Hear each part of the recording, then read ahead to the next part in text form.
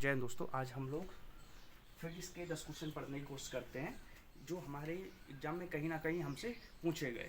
आज हम लोग उनको पढ़ने की कोशिश करते हैं जो वेरी इंपॉर्टेंट हैं हमारे लिए। ठीक है, आज हम उनको पढ़ने की कोशिश करते हैं और आपको दिखाते हैं कि कभी ना कभी ये पूछे गए। हम आपको बता देंगे लास्ट में कि ये कभी ना कभी हमसे पूछे गए।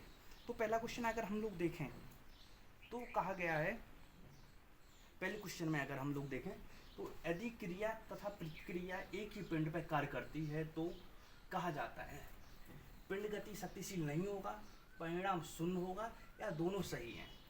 क्या कहा गया है?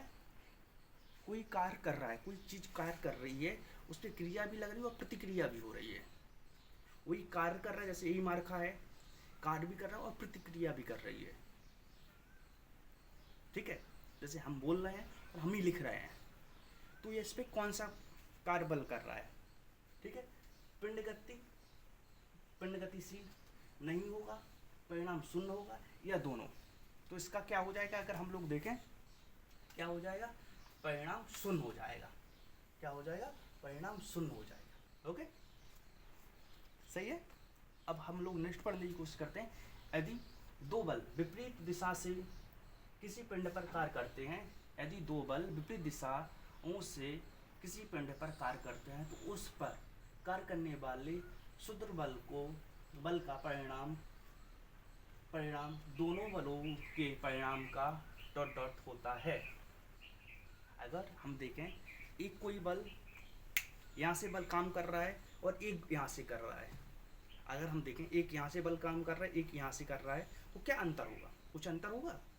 उसने ही पूछा है क्या अंतर होगा, कुछ अंतर होगा? हाँ हाँ, अंतर आएगा। जो शक्तिशाली होगा वह ज़्यादा खींच के ले जाएगा। एग्जाम्पल हम देखें, कोई चीज़ यहाँ से 15 kg की है, ठीक है, यहाँ से बल दे रही है, 15 kg का बल दे रही है और यहाँ से 20 kg का बल दे रही है। तो जो 15 वाला कम है तो ये 20 वाला आगे को ढकेल के ले जाएगा कोई चीज़ को। ठीक है, वही पूछ रहा है। न्यूटन की गति की मात्रा का प्रयोग डॉट डॉट के लिए किया जाता है, बल, चाल या संवेग। न्यूटन की गति का मात्रा का उपयोग डॉट डॉट के लिए किया जाता है, बल, चाल या संवेग। किसके लिए किया जाता है? तो इसका किया जाता है संवेग। किसके लिए? संवेग के लिए किया जाता है। किसके लिए? संवेग के लिए किया जाता है। ठीक है, नेक्स्ट आ जाओ। वस्तु का संवेग किन कारकों पर निर्भर करता है? वस्तु का संवेग किन कारकों पर निर्भर करता है? अगर हम लोग देखें तो हमें ऑप्शन दिया है वस्तु का द्रव्यमान पर, वस्तु की गति पर या दोनों पर। तो ये दोनों पे ही करता है। तो किस पे? दोनों पे करता है। दोनों सही हो जाएंगे। ठीक है, next, jet engine dot dot के संरक्षण के सिद्धांत पर कार्य करता है, रेखांकन सिद्धांत या संवेग, ऊर्जा या द्रव्यमान। किस पे कार्य करता है? तो यह हम देख सकते हैं रेखांकित संवेग पे यह कार्य करता है। यह वाला सही हो जाएगा। ठीक है, नेक्स्ट क्वेश्चन, जब नेट बला घूर्षण शून्य है तब डॉट स्तर हो जाता है। क्या स्तर शून्य हो जाता है?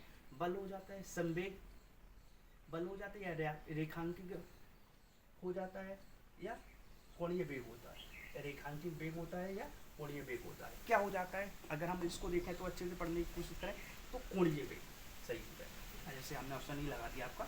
ठीक है, एक लंबी कूद हमें दिशा लेने वाला खिलाड़ी, मतलब कोई दिखते हैं हम लोग जब बॉलिंग करते हैं तो दौड़ लगा के फेंकते हैं, बॉल ऐसे फेंकते हैं ना, ऐसे बॉलिंग फेंकते हैं।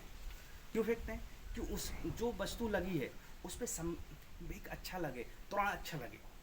जब हम स्पीड से फेंकते हैं तो बॉल अच्छी से फास्ट जाए, उसके बारे में पूछ रहा है।